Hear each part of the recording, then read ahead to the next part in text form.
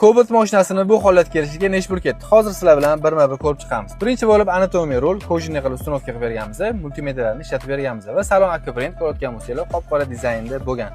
Bundan tashqari tablo, o'ynak o'tiradiganlarni oxirida berganmiz. Apishkani materialli joylarini koja qilib, polni salon apishkalari bilan, tarpetkalar bilan qop-qoraga sevib berganmiz. O'shaning uchun mashinaning saloni xuddi Malibu 2 ga o'xshab tomli bo'lib turibdi. Patolar avtotkan bo'lgan. Bu yerda mayda-chuyda podsvetka qo'yilgan. MRS video registratorlari 3 ta kameraligi, xuddi shunaqa firmani MRS Diamond hop ikkita quloqli monitorlar uстановка qilingan va eng asosiy ishlarimizdan bittasi albatta Malibu Bar 909 megalargacha uстановка qilib qo'yilgan ukalar. Endi salonni stenasiga e'tibor qaratadigan bo'lsak, stenasida kardinal o'rtasi setkali sifatli chexol uстановка qilingan, shunga mos polik ham tashib berganmiz. Va eng asosiy ishlarimizdan bittasi bu mashinaga polni kuzov burutlari bilan shumizatsiya qilib berganmiz.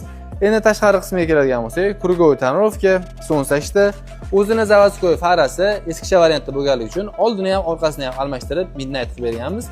Ichiga Y7 va Mi2 ledlarni uстановка qilib berganmiz. Bu yerda o'zini zavodskoy diskalari oddiy variantda bo'ladi, bilasizlar, buni biz midnight qilib berganmiz. Ko'rayotgan bo'lsanglar, mashinamizning tashqari qismi ham derskiy bo'lgan, faralargacha ham plon ko'rib qop-qora qilib berganmiz. Xullas, bu mashinaga qilingan ishlarni sizlarga hammasini aytib bera olmadim. Sizlarga to'liqroq ma'lumot narxlari bilan отдельно variantda kerak bo'lsa, описаниeni bemalol o'qib chiqsanglar bo'ladi. Nima necha pul sotilgan va necha pulga uстановка qilinganligidan bemalol o'qib bilib olsanglar bo'ladi. Mashinamizga qilib bergan ishlarimiz sizlarga ham yoqqan bo'lsa, videoga bitta like bosib, xuddi shunaqa Cobalt haydigan do'stchilarga jo'natib qo'ysanglar bo'ladi.